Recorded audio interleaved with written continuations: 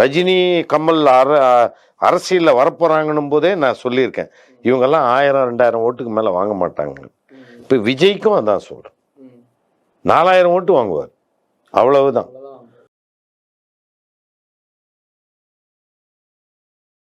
உங்களுக்கும் எம்ஜிஆருக்கும் எந்த சம்பந்தமே கிடையாது.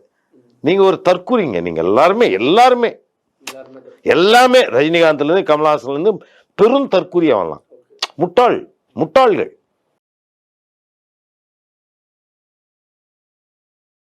இல்ல அப்படி சொல்லாத சொல்றான்னா அவன் எவ்வளவு பெரிய அயோக்கியனா இருப்பான். அதாவது அதான் மறைஞ்சி திரியிறான. அதாவது மகத்தான இவ்வளவு பெரிய இந்த தமிழினத்தையே ஒரு தலை நிமிர வைத்த தலைவன் இன்னைக்கு இல்ல நாளைக்கும் பெரியார் தலைமையில தான் இங்க புரட்சி நடக்கும்.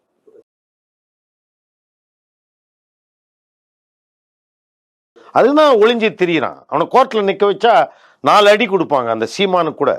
அவன்லாம் ஒரு பொறுக்கி. அவன் அந்த சீமான் திராவிட கழக மேடைகள்ல பேசுறதுக்கு காரணம் நான் தான்.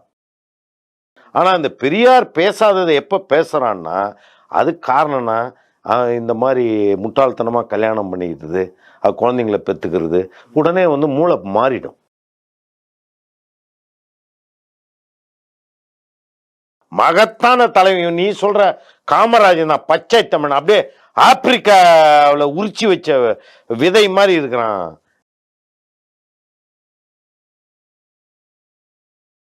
அவன்லாமே இருந்தான். அவன் முன்னாடி தான் பெரியார் இதெல்லாம் சொல்றாரு. புரியுதா?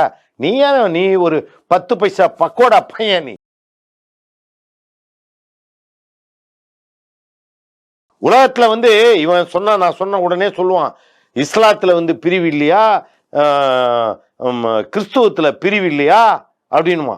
அயோக்கிய பயல, அங்க பிரிவு தான் இருக்கு, இங்க ஏற்றத்தாழ்வு இருக்கு. சீமானுடைய ஐடியா 100 கோடி ரூபாயில வீடு கட்டுவான். புரியுதுங்களா? அங்க இப்படி இருக்கணும் அவன் வாழ்வான். இந்த காட்டு மிராண்டி ஜனங்க உணர்வு வரணும் இவனுக்கு.